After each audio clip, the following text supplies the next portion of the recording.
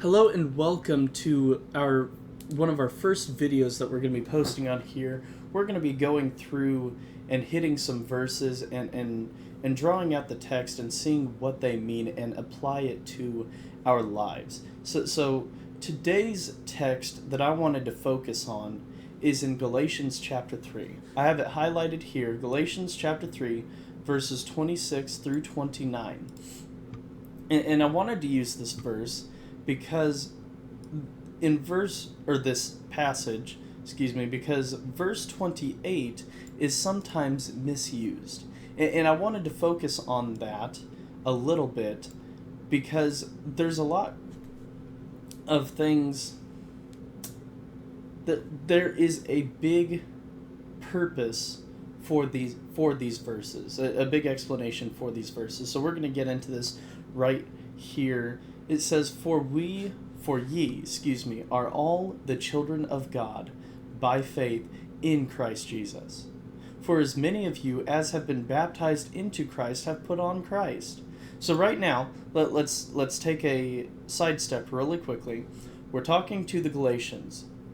Paul has been writing to the Galatians, and when he's talking about the ye, that's who he's talking about.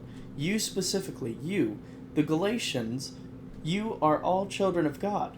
But he's not talking about just the Galatians as a whole.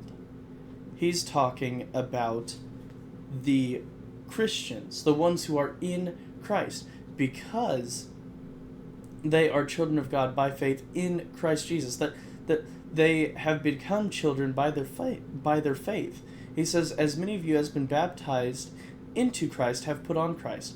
That's how they became children of God, by faith in Christ Jesus. They were baptized into Christ. They've put on Christ. And then he says, for there is neither Jew nor Greek. There is neither bond nor free. There is neither male nor female, for ye are all one in Christ Jesus. And if ye be Christ's, then ye are Abraham's seed, and heirs according to the promise. Looking specifically, let's hit 29 first.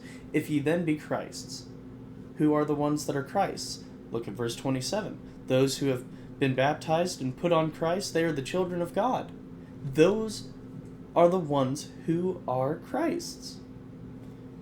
They are Abraham's seed.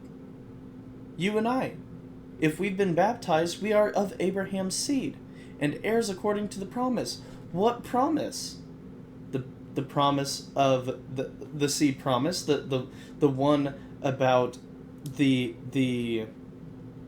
salvation and everything that was to come through that lineage. We're heirs to receive that, but only if we're in that location. We have to be in that location to take part in that. So, let's jump back to verse 28. He says, for there is neither Jew nor Greek. There's no difference. There's no difference between the two. There is not Jew or Greek. There are people. There's neither bond nor free. There's no separation between the slaves and the ones who are not slaves. There is neither male nor female. Now, this part of the verse has been used to say that women can lead in the church, but that's not what this is teaching. This isn't talking about a worship setting. What it's talking about is who the salvation is for.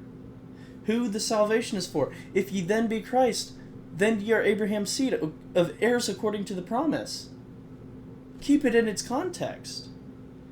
There's neither male nor female. It doesn't matter if you're a man or a woman. You still have access to the promise if you have put on Christ. And then he says, for you are all one in Christ Jesus. Those who have put on Christ, we are all one in Christ Jesus. We're brothers and sisters. We are children of God. That's all it's saying here. But it is so important to take note of this because of all of the misunderstandings that come from those that look at the scriptures but they misunderstand what it says. They don't take the look. They don't look at it in the right way. And they break things apart and take it out of its context. But to understand what we're talking about, we need to keep it in its context. What are we talking about here? We have a lesson telling us that the gospel is for all. The salvation, the promise is for all. For Jew and for Greek. For bond, for slave, and for those who are free. For men and women. We all have the opportunity. Now, the question is, are we going to take advantage of our opportunity that we've been given? The one that we have access to salvation, but we have to meet the requirements to take part in that. Now it brings it to us. Are we going to live our lives according to Christ? Let's keep our minds on that. Thank you so much for listening in, and I hope you have a great day. Thank you so much, and may God bless you.